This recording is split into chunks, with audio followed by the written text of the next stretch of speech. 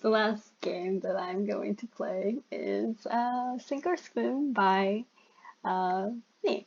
And the music is by Lucy Holland, and so it's really good. The music, not the game. You know how you make games, and then for a game jam, it's like a nice and forgiving environment, and then it's okay to make something personal and just put it out there.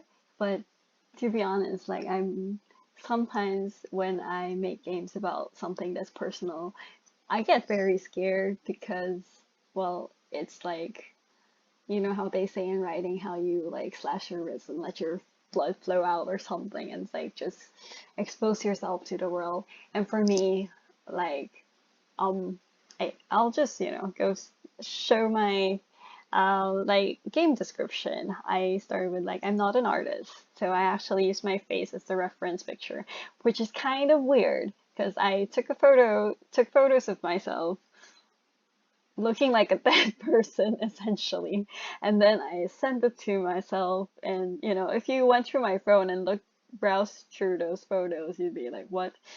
And then, so I used to draw in Flash, but Flash is dead. So now I use Animate, which is essentially Flash. And so I traced over my face, and so the character is me. I don't actually have purple hair. It's just I have dark hair, and that, black hair isn't the most, I don't know, artistic from the artist speaking. Anyway, I'm not an artist. And I also say that I'm not a writer. So the lines that I included in the game, I found them from an old journal entry. So I didn't really write it for this game. So I just thought that, yeah, using those, which is why it feels very personal. And I am a programmer though, but I did make the controls clunky and difficult on purpose because that's how it feels like to me. So I actually move the character using force impulse. So actually, if you move a little bit, it goes a long way. But if you keep pressing it, you'll actually overshoot. So it's a little bit like swimming or sinking or drowning in a way, because like you can't really control you can control you, but you can't. It's like you have some. Oh, okay. I think I wrote it down better than what I'm saying now. Anyway, so because that's what it feels like to me. It's like sinking, it's like swimming, like the sense of helplessness that you can't control, but at the same time you do. So yeah, so the reason why I said like I'm not an artist, I'm not a writer, I am a programmer, I'm a game developer, is like other people like artists, writers, they're able to express their feelings about mental illness or mental health through their artworks and their writings. And for me, the way I start that at least I'm starting to express myself with is through games because that is my day job. And I really like games because there's so many aspects to it. Like there's art, there's narrative, there's music, and game mechanics. Sometimes like you express that feeling, something that's an intangible using game mechanics. And in this game, it's through sinking and swimming. So the name of the game is Sink or Swim. Because sometimes you should swim, but sometimes you could just sink a little bit, and that's okay. Well, I also wrote a blog post to like go through how I came up with this game, but that image of drowning, of not being able to breathe, like this thing that's just pulling me down. Oh my god, just even talking about this right now is making me a little um emotional. Anyway, um I think without further ado, I will just play this game. Also, for some reason, when I'm talking about this game, I just keep on looking outside. It's yeah. Okay, run game. And since it's made in Unity because I'm a loyal Unity developer. Yeah, yeah. I just really love the engine. And I didn't work on this game like all throughout the week. It has been a little bit like a few days because I've been busy with other things like moving houses, writing a dissertation, which I may have mentioned in another Let's Play. Anyway, the music is by Lucy Holland, which is why it is really nice. If it were me, well, I'm not a musician at all, so that is something that I could no way express myself with. Anyway, I will stop rambling, and here is the game. So, the start of the game, I am floating.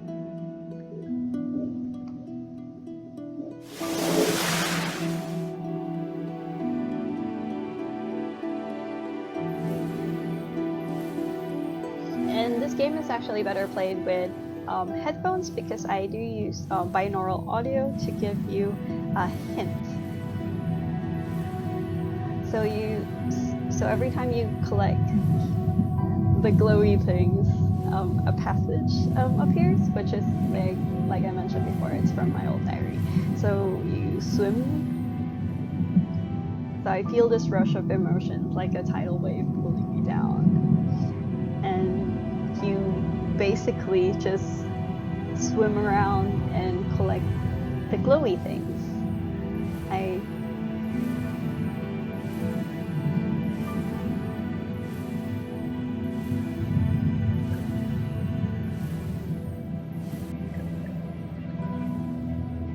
So then it doesn't have to be triggered. Do you want me to narrate, or I'll just shut up, I think. I get nervous when I play my own game, even though I've tested this many times. I guess it's like in a video, it's like, oh, actually, you know what, it's YouTube, like maybe somebody would view this, somebody won't. And actually, so Lucy had this idea of having an interactive audio.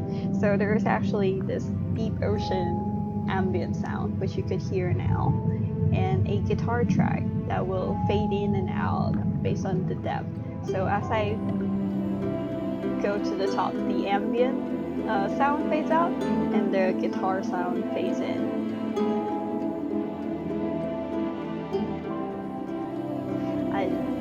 It was Lucy's idea, and I thought it was really good because it gives the player a sense of, I guess, depth of knowing where you are. So yeah, so this game uses sound to kind of guide the players quite a bit.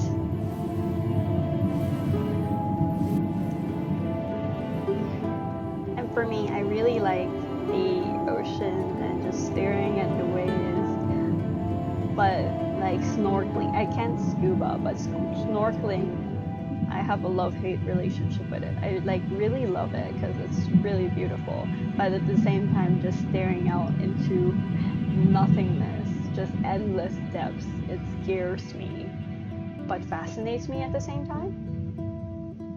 And I really like moving to Australia now and how close the beaches are. Whenever I used to live in Adelaide, and I lived like 30 minutes away from the beach. And whenever I feel, I will just go to the beach, and it'll just calm me down.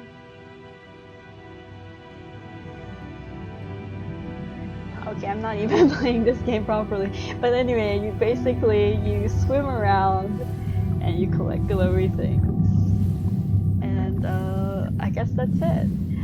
But do check out the game. Let me know what you think. And yes, and I guess that's it. Like, I think aside from the few ones that I wasn't able to play because of the file issues, but I think I managed to play most of the games at the game's A. I'm gonna the volume. Yeah, so I think I managed to play most of the games at the game's A Mental Health Jam, and I really like this jam because it's a great way to, I guess, express yourself in something, talk about something so personal through game development as a medium. And a lot of the games that I played are like heavily narrative oriented because, you know, it's a game. You could have long storylines, or you could have, or you could interpret it in a metaphorical way. And there's just so many ways that you could express yourself using games. So I think I'm just gonna end it here. And again, I'm gonna put the link to my game to check it out. And thank you. Thank you very much for watching.